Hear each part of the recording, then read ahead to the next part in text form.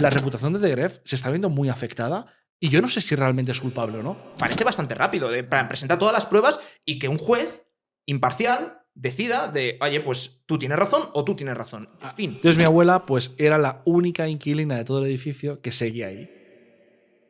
No sé si habéis visto en prensa, bueno, lo habéis visto seguro porque es que ha salido en todos lados, ¿no? En prensa internacional y todo, ¿no? Que al parecer ha ocurrido lo siguiente, ¿no? Una empresa de Gref compró un edificio con intención de rehabilitarlo y alquilarlo y los inquilinos en teoría tenían que irse, ¿no? Se fueron todos menos una señora mayor, ¿vale? Entonces, al parecer esta señora mayor ha ido a la prensa y esto está judicializado de hace años y la prensa está diciendo pues, que De Gref pues se dedica a devorar ancianas en sus ratos libres y que es muy malvado porque está desahuciando a una señora mayor, ¿no? Entonces, bueno, a raíz de esto he visto infinitos comentarios de gente diciendo no solo De Gref, vete de Andorra, De Gref eres mala persona, De Gref tal, sino todos los temas de contenido que estáis en Andorra sois malas personas. O sea, he visto como un hate muy fuerte en este tema, ¿no? Claro que si lo que ha hecho De Gref es, efectivamente, pues romper las ventanas, cortarle el agua, si esto ha ocurrido, ¿vale? Estoy totalmente de acuerdo. Pero ¿alguien se ha parado a pensar si esto ha ocurrido o no? Es decir, la gente lee una noticia y al final la prensa en la noticia pone lo que dice pues la contraparte, ¿no? Pero, ostras, antes de pronunciarse sobre algo, lo que hay que hacer, porque es muy importante, es contrastarlo. Porque la reputación de De Gref se está viendo muy afectada y yo no sé si realmente es culpable o no. O sea, no lo sé. A ver, tema Gref anciana, yo para mí está judicializado. Con lo cual está en juicio, ya se ha dado una sentencia, está en apelación y se dará otra sentencia. Con lo cual, ¿qué más da lo que opine la gente? En el sentido de que ya hay un juez o unos señores, no sé si ahora está en sala, la verdad es que no sé cómo va aquí, pero ya ellos se lo van a mirar, a ver qué es legal, qué no es legal, qué se ha hecho, qué no se ha hecho. También... Sí, pero no voy por ahí, porque al final el juicio legal lo lleva a la vallía, pero el juicio ético y moral. Claro, pero el juicio ético y moral, tú tienes que juzgar ética y de forma moral con toda la información. Sí, pero más allá de la información, aparte de que no se tiene toda la información, más allá de eso, porque la información que hay es de parte. O sea, primero es una parte que habla con la prensa y después es otra parte que hace un comunicado en internet y después pues otra parte y así podemos estar todo lo que queramos, ¿no? Que es un poco como vivían los programas del corazón, pues ahora llevado a esto. O sea, más allá de si está bien o está mal, o de qué grado de conocimiento pudiera tener Gref de lo que estaba ocurriendo ahí, sí que yo creo que esto es un problema derivado de la lentitud de la justicia. Que es un problema que tiene Andorra, que tiene España y que tienen muchísimos países, que para mí una justicia que es lenta no es justicia al final. Entonces, si hay una disputa sobre si existe, que es de lo que va esto, que si existe o no existe un contrato, porque el contrato era verbal, entonces es un tema de prueba, de ver si se puede demostrar que existía ese contrato o no y cómo era ese contrato. Pero más allá de esto, por cierto, inciso, los contratos pueden ser verbales y son perfectamente válidos. En muy pocos casos la ley te establece que tiene que ser por escrito. Con lo cual, que normalmente la gente dice, no, y firmamos un contrato y demás, con darte un apretón de manos, eso es válido en derecho. ¿Sí? Lo que pasa es ¿Y que... cómo se demuestra? Ese es el problema, por eso lo pones en un papel. Vale, pero es válido. Pero es válido. Entonces, si tuvieras una... Por ejemplo, si lo grabase, lo podría... ¿Sabes? Como si lo grabásemos en vídeo. Normalmente suele ser un problema de prueba, pero el contrato verbal es perfectamente válido. Si yo tengo un vídeo hablando... Bueno, esto con la IA, los deepfakes, a tomar por culo todo. No, pero se podría hacer un vídeo donde tú y yo establecemos los términos y condiciones y ese vale. vídeo sería la prueba, sí, claro. Vale. O sea, los contratos, la gran mayoría, pueden ser verbales. Por ejemplo, hay algunas disciplinas que te obligan a que sea por escrito. Laboral, por ejemplo, en Andorra te obligan a que sea Tiene que ser por escrito, etc. Vale. Pero eso se ha puesto recientemente. Recientemente, hace 4 o 5 años en Andorra. De alquiler sigue siendo sin... Ahora no. La ley establece que tiene que ser por escrito, pero este era verbal y era anterior. Sí, de hecho en Andorra, antes de la 31/2018, no hacía falta que fuera escrito. O sea, desde el 19 prácticamente. Y esto también, a modo de segundo paréntesis, porque era costumbre hacer aquí en Andorra los contratos de esa manera y eran también con carácter vitalicio y cuando fallecía el cónyuge pues se quedaban y demás. Y esto, a título de curiosidad, normalmente en derecho, lo que son las fuentes del derecho, es decir, cuál es la jerarquía de las normas, suele estar la ley, después la costumbre y después los principios generales del derecho, que es un poco como la equidad, la justicia, si es que no hay ninguna norma ni ninguna costumbre sobre el tema. Menos en Navarra, que el derecho foral de Navarra primero va la costumbre y luego va la ley escrita. y después los principios generales del derecho, que es una curiosidad en plan de no, es que esto siempre se ha hecho así, eso vale más que una ley sobre derecho foral navarro. Por mis huevos. ¿Sabes? Pero bueno, Wow. el problema es el mismo, de prueba. Tienes que demostrar que eso verdaderamente es una costumbre y que está Claro. implantado, enraizado en la sociedad, etc. Pero volviendo al tema Gref, el hecho de que la justicia sea tan lenta hace que claro, aquí estamos hablando, esto es particularmente dura la noticia, dice, no, años con el edificio en mal estado, con lo cual no funcionan las tuberías, o en el invierno hace mucho frío en el edificio.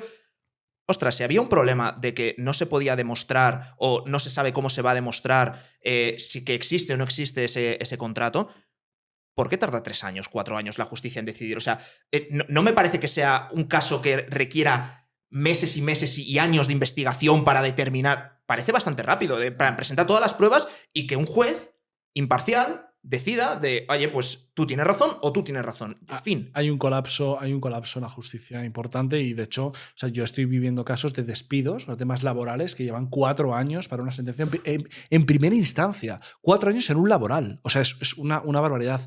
Pero sí es verdad que la lentitud de la justicia da pie a que pueda ocurrir cosas como las que están ocurriendo. Claro. Y también a nivel de los inversores. Tú eres un inversor y quieres invertir en el país. Dices, si tengo un problema voy a tardar 5 o 6 años en resolverlo en la justicia. No invierto en este país. O sea, es un elemento, la seguridad jurídica no solo es que se cumplan las leyes o que no haya cambios de norma, también es que los procesos judiciales sean ágiles y que las decisiones sean motivadas, evidentemente, ¿no? Claro. Respecto al punto este, yo lo que quería comentar, porque al final yo sé lo que he leído en prensa, pero que antes de juzgar a una persona y acusarle de maltratar a una pobre anciana, lo que hay que hacer es informarse bien. Eso es lo primero de todo. Sí. Y no sé por qué hablamos de Gref siempre que no está Willy. No sé, sí, es casualidad pura, ¿eh? Pero yo aquí tengo un par de puntos, ¿no? Uno es, yo cuando veo que la noticia ya han sido esa parte quien ha ido a la prensa, yo ya me lo creo un poco menos esa nota, porque ya es como, vale, esto es como si yo voy y me quejo, pero vamos a ver dónde están cada uno. Que puede ser que tenga razón, ¿eh?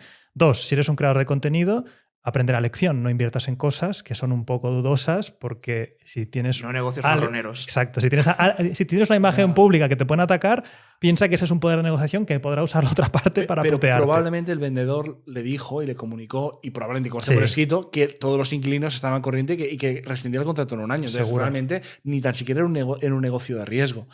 Yo esto lo quiero vincular porque yo esto lo he vivido personalmente. Porque mi abuela Rosita, vivía. Es la señora. No. ¿Te imaginas? Sería buenísimo, sería buenísimo. Llegaré folla por ti. No, mi abuela tenía una vivienda bastante guay en el centro de Barcelona, en una ubicación muy céntrica, en el Ensanche, en el Eixample, ¿no? Con un jardín interior y todo, una vivienda de la hostia, ¿no? Y no sé si pagaba, en plan, 90 euros al mes.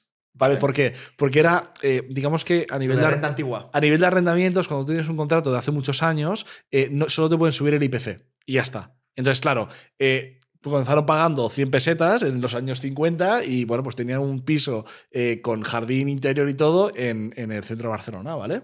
Entonces, ¿qué pasó? Que una promotora, cuyo nombre no voy a decir por respeto, porque quién sabe, compró el edificio entero, un edificio antiguo. Entonces, la intención ¿cuál era? Era demoler el edificio y hacer uno mucho más alto. Vale. Y construir ahí, y eso no lo dijeron del todo claro, pero un edificio de apartahoteles. ¿Para qué? Para apartamentos turísticos. Para que vengan porque sacan más rendimiento con apartamentos turísticos que arrendando digamos, a personas que viven ahí de forma habitual, ¿no?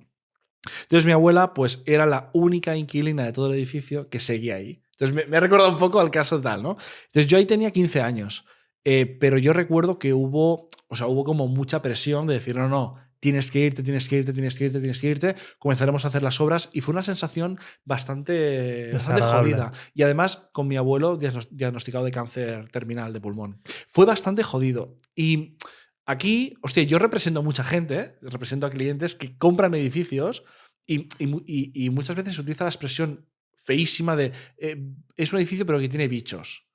O sea, el concepto se llama así, el bicho. El bicho. Pero es la persona que está viviendo. O sea, si tú compras una casa. Sí, pero es feísimo. Pero es muy bestia, ¿no? Es muy bestia. Y mi abuela era el bicho, ¿no? Entonces mi abuela y mi abuelo en ese momento, que en paz descanse, pues era el bicho, ¿no?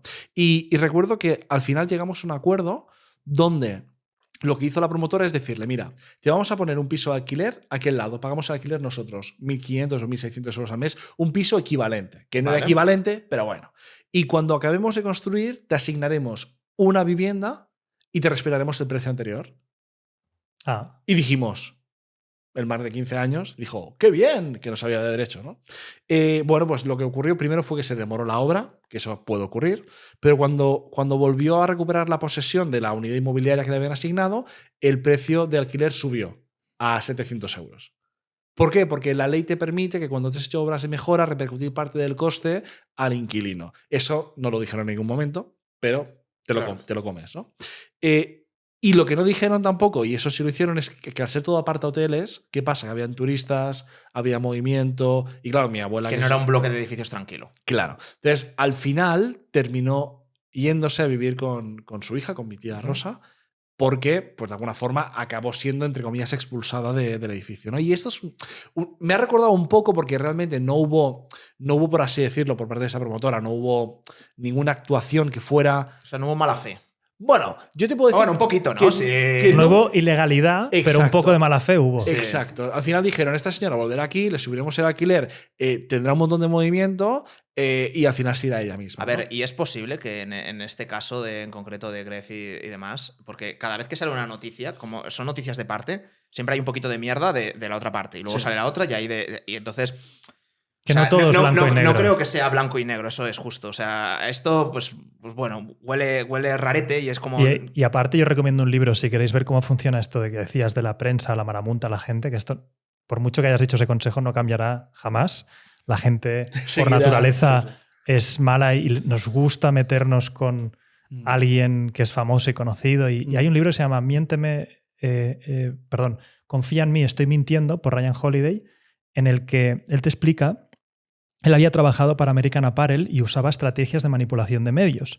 Y te explicaba la transición que habían tenido los periódicos a los nuevos medios con un desprestigio total de los periódicos. Antiguamente tú pagabas una suscripción por el periódico y los periódicos se peleaban entre sí para tener buena reputación, porque donde estaba el modelo de negocio era que la gente fuese a comprar el periódico con el eurito o estaba suscrito. En cuanto pasamos a la digitalización de los periódicos, lo que premió es clics porque el modelo de negocio son anuncios. Y entonces él te explicaba que el modelo era muy perverso porque de un pequeño blog, de una pequeña nota de prensa en un pequeño periódico, más te explicaba hacer la estrategia así, lo que hacías era primero hablar con el Altaveo o con cualquier periódico más local, le pasas la nota y luego tú mismo, o sea, él mismo cogía esa nota y se lo pasaba a periódicos de un poquito más de difusión. Y luego cogía esas notas que habían hecho esos periódicos y se los pasaba un poquito más de difusión. Y dice, así llegas al máximo, país. al país, al máximo. Y esto, no sé si lo habrán hecho habiéndose leído este libro, pero fijaros que en una época donde lo que importa son los clics y la inmediatez, el periodismo riguroso de calidad pierde sentido. Porque lo que suele pasar entonces es, cojo la noticia del Altavo y quiero ser el primero en difundirla. Ya pediré perdón en otra si no es así, o ya aclararé. Entonces me llevaré los clics de la primera, los clics de la segunda y de la tercera, casi un culebrón. Y eso ha cambiado el panorama total del periodismo hoy en día. Es de manual. O sea, aparte me parece la explicación excelente. O sea, creo que esto explica muy bien el porqué de muchas cosas, ¿no? Yo pienso que, y me ha pasado, ¿no?, que cuando me hacen una entrevista en algún medio, y medios serios, o sea, te hablo de, yo qué sé, del Confidencial o del Mundo, ¿no?, que a veces pues, me entrevistan para temas que son medios serios, ¿no? No es un panfleto, no es un periódico. También lo son, pero a su manera, ¿no? Bueno, cuando te hacen la entrevista, claro, por ejemplo, te graban, ¿no? Entonces, claro, yo muchas veces... Yo recuerdo muy bien lo que he dicho en la entrevista, ¿no? Pero cuando la pasan al papel...